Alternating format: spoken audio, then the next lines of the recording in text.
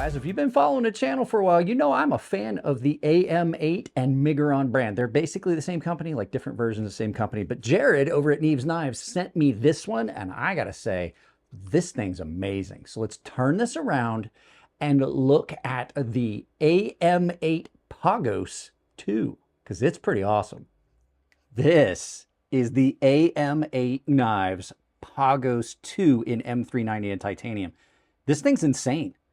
It really, really is insane. There's always going to be some negative stuff, but this, so far, in the first, I don't know, 6 hours that I've been carrying this, I have fallen in love with this. Let's get the box out of the way. We'll do some quick size comparison so you can see. But yeah, we're going to talk about this. Before we do the quick size comparison, I just wanted to point, this is one of the lightest knives of this size I've had come in. So just to put it in perspective, let's go ahead and we'll do some quick size comparisons. First knife's going to be Spyderco PM2. And for those of you that are new to the channel, I do these visual size comparisons because if I tell you length and things like that, sometimes you just don't get a real good perspective, but you may have seen this knife. So next knife for size comparison, Benchmade 940, probably the best known knife in the knife industry, one of the iconic folders. So there you go, there's that one. And your final knife for size comparison, as always, is the iconic Chris Reeves Sebenza. This is the large 21, and you can see it's a little bit bigger than this knife, but they're very, very close in size. So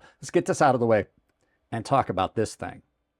So when I opened the box on this, I saw it and it reminded me very, very much of another knife that Jared sent that was really similar, but I didn't like. And I'm like, oh, great, he sent me the same knife twice. And then I really got to looking at it. I was like, no, this is definitely different. This is the Pagos 2 M390 titanium. It is a thumb stud operator, and the thumb studs you can reverse flick off of, and it is also a front flipper or top flipper, and it's a good one.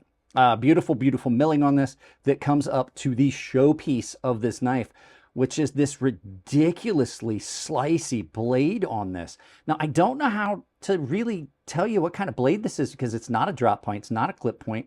It is just kind of, it's butcher knife-esque. It looks like one of those old Ontario butcher knives with a swept up tip, but it is ridiculously thin behind the edge on this. And it's this full grind comes up and it's really, really slicey. You've got a fuller here on this for a little bit of weight reduction.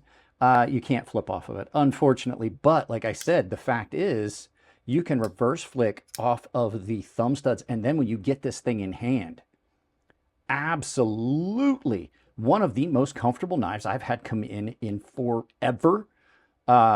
Nice thin handles on this, but they're broad enough this way and contoured that they're comfortable. So it doesn't feel like there's not enough knife there. It is done in a frame lock. And then the milling on this, the milling that they do with Miguron and AM8 on their knives is just, it's so impressive. Nicely done, comfortable pocket clip on that, milled pocket clip that comes down, it contours down. You got about 1/4 of a backspacer on this, and then it is, like I said, just gorgeously done. They didn't even leave a sharp spot on that corner. Like that's not even aggressive sharp there. And then, like I said, just super comfortable. Now I know some people are going to say, oh, the jimping's hidden. The jimping's not there for grip, really. It's just there because it is a front flipper. And if you've seen some of the other Miguron and AM8 knives, you know that's pretty much how they do all their top flippers. It's not unattractive and it does not get in the way. And it's just one of the best front flippers on the market. So it is a nice thin knife. But what I was saying at the beginning is it is so light. So already it's fairly thin this way. They did a lot of weight reduction on the scales in here. You can see there's some on this area back here, behind there. It is down in here. Then you've got your lock bar. There's not a lot of weight reduction cut out in a lock bar there, but that show scale is just about as hollow as you can get it without punching through the other side.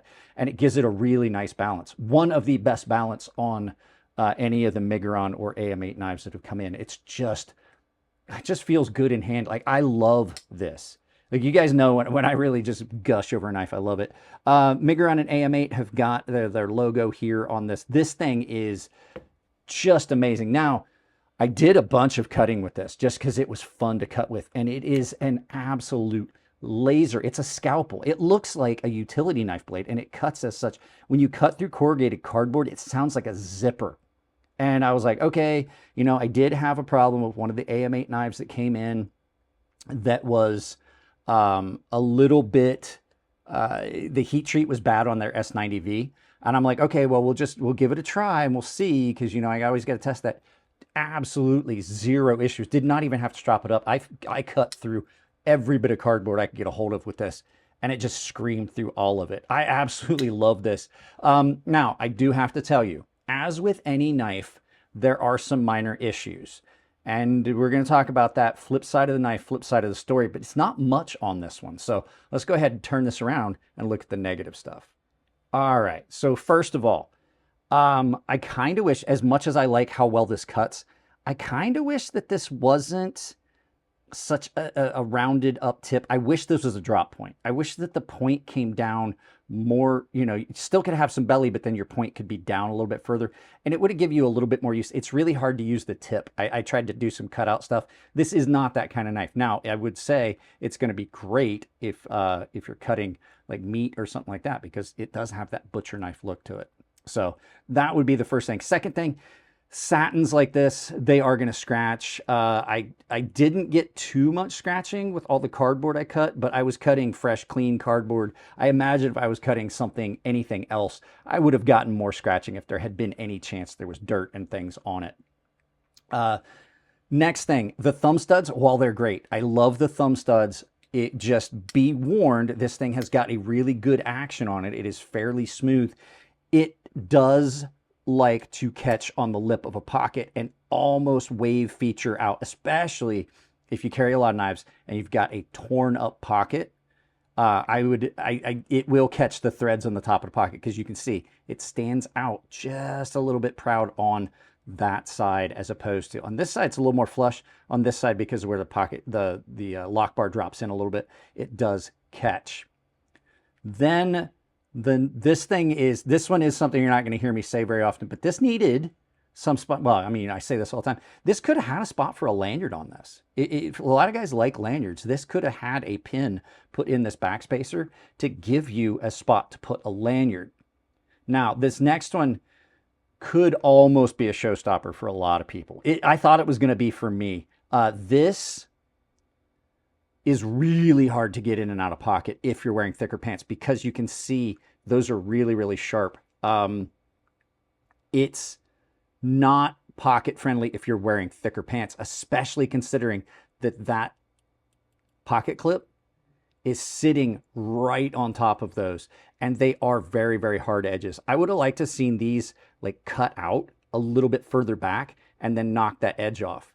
They still would have served the same purpose. You'd have the same amount of material for your lock bar spring tension, but it is a nightmare in and out of pants. Even in regular jeans, I mean, if you work with it and work your way around and put it in and twist it at an angle, it does go in, but I tried it in a pair of 511s, and I just could not even get it in the pocket of my 511s. That could be a showstopper for some people, but just the comfort of how it cuts, and once you get it in your pocket, how it carries and how well it cuts, I can kind of overlook that, even though that is a big, big deal. So for me, is it a yup or a nah? It's a definite yup. It's, like I said, it's going to be one that I'm going to pull the pin on. I think when I get enough money, I'm going to get one of these. So guys, that's it on this one. Let's turn this one around and do some final thoughts and send you out about your day. There you go, guys. This thing is an absolute laser, and I love what Miguron and AM8 are doing. Just their machining is so good.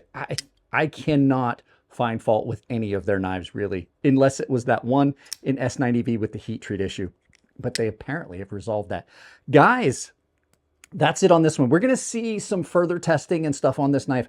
It's going to get carried a lot, even with the pocket clip issue that I noted. So guys, that's it on this one. If you like the content, give it a thumbs up. If you don't like it, give it a thumbs down, but tell me why. I can't change it if you don't tell me what you don't like. If you want to support the channel, tons of affiliate links down below, including an Amazon store. None of them cost you anything extra at checkout. I've got Knives Ship Free, GP Knives, Blade HQ, and a bunch of others like Olight and some smaller vendors down there. I also have a couple Coffee Brand Coffee and Tempered Trail, American companies with money-back guarantees, and they have a 10% discount built into their link. So check those ones out.